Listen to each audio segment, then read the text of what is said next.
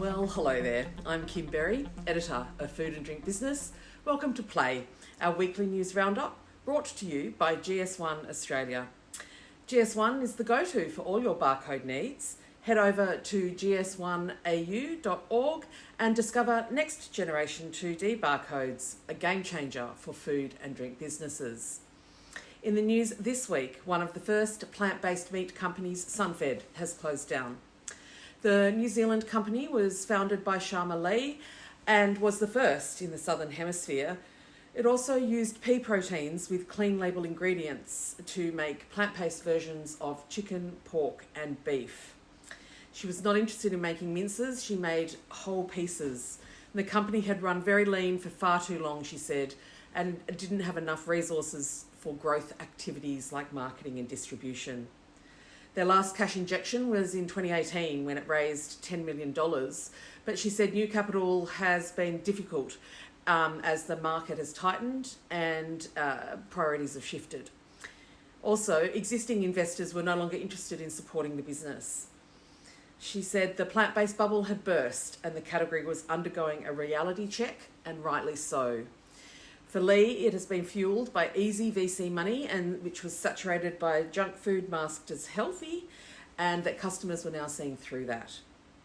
Regardless of its credentials, Sunfed couldn't become profitable and Lee has shut it down. She's called it an edifying decade and something that she has thoroughly enjoyed and been humbled by.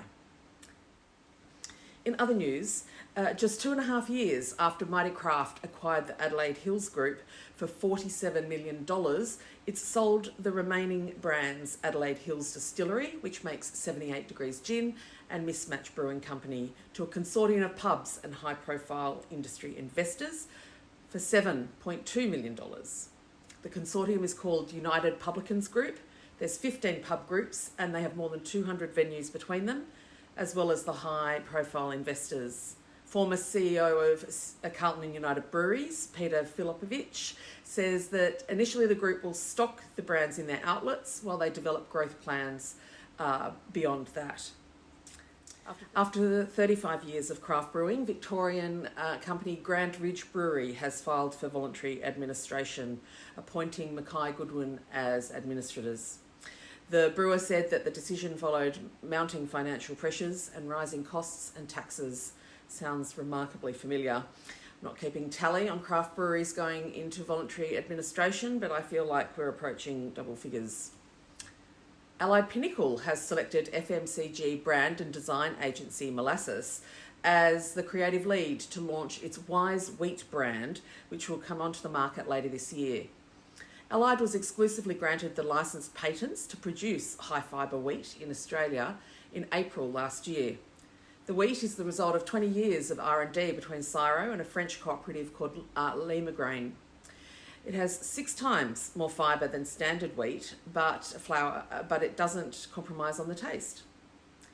Dr. Craig Emerson has handed down his interim report on the Food and Grocery Code of Conduct review. It appears inevitable that the code will become mandatory, but I sense the devil will be in the detail, with Coles and Woolies both calling for the inclusion of other large retailers and expressing concerns about one-size-fits-all protections and penalties. Meat and Livestock Australia has announced Michael Crowley as its next managing director.